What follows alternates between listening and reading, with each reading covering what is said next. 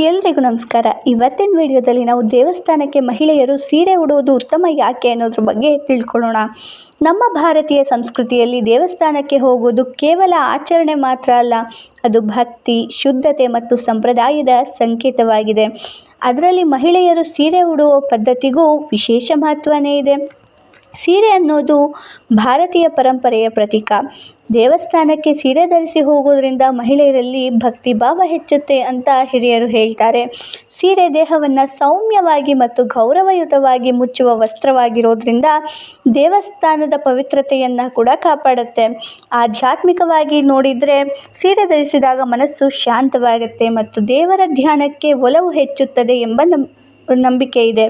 ವಿಶೇಷವಾಗಿ ಹತ್ತಿ ಅಥವಾ ಸಾಂಪ್ರದಾಯಿಕ ಸೀರೆಗಳು ದೇಹದಲ್ಲಿ ಶಾಂತ ಶಕ್ತಿಯನ್ನು ಉಳಿಸಿಕೊಳ್ಳೋದಕ್ಕೆ ಸಹಾಯ ಮಾಡುತ್ತವೆ ಅಂತ ಕೆಲವರು ಹೇಳ್ತಾರೆ.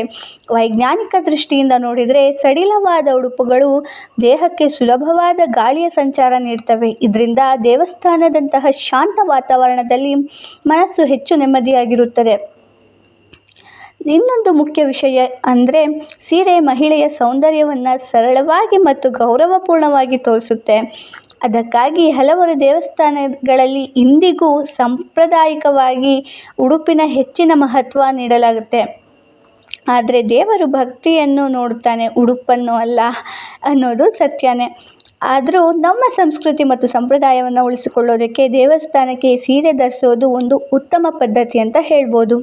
ಇವತ್ತಿನ ಈ ಮಾಹಿತಿ ಇಷ್ಟ ಆಗಿದ್ದರೆ ವಿಡಿಯೋನ ಲೈಕ್ ಮಾಡಿ, ಶೇರ್ ಮಾಡಿ, ಸಬ್ಸ್ಕ್ರೈಬ್ ಮಾಡಿ. Thank you for watching.